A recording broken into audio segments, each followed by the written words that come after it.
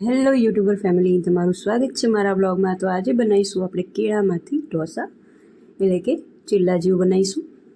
તો એ બનાવવા માટે મેં અહીંયા એક કેળું લઈ લીધું છે, એકદમ પાકેલું કેળું હોય એ રીતનું જ લેવાનું છે।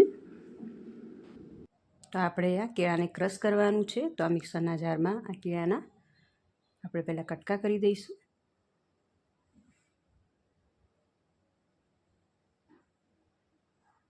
આ રીતે સમારીને અંદર નાખીશું।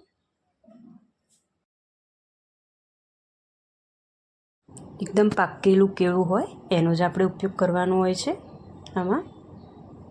તો અહીંયા અડધી વાડકી સૂજી નાખીશ અંદર,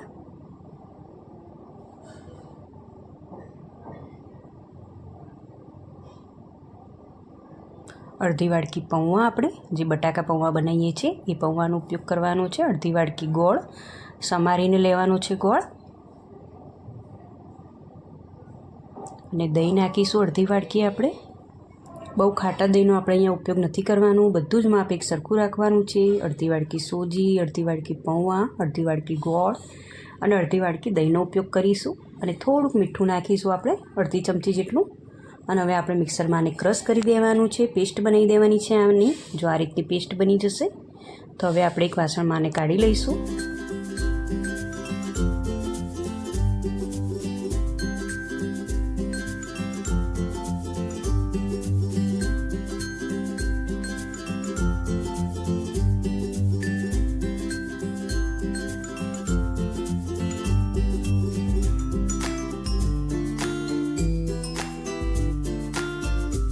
જો આ રીતનું બેટર રેડી થઈ જશે, અને આ બેટર જો તમને થોડુંક થીક લાગે તો થોડુંક પાણી નાખી દેવાનું આમાં।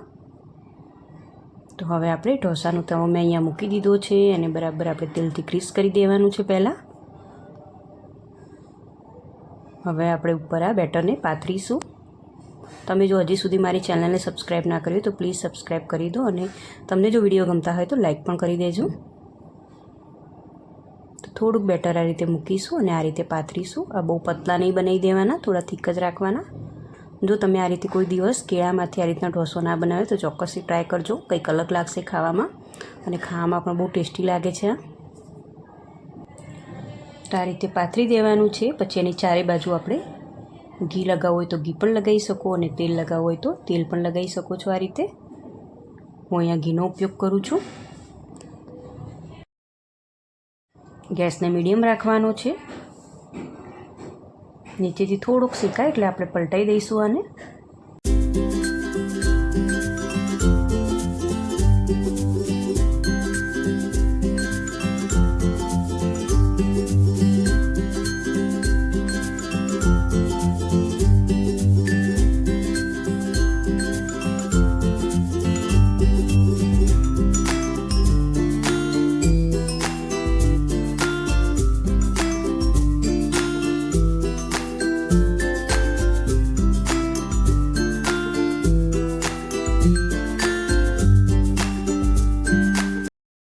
બસ આ રીતે એને પલટાઈ દઈશું અને વ્યવસ્થિત શેકી લઈશું આને।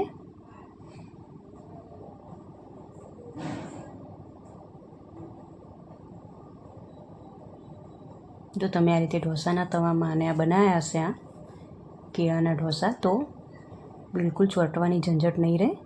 તો બસ આ રીતે હું બીજા બધા બનાવી દઈશ।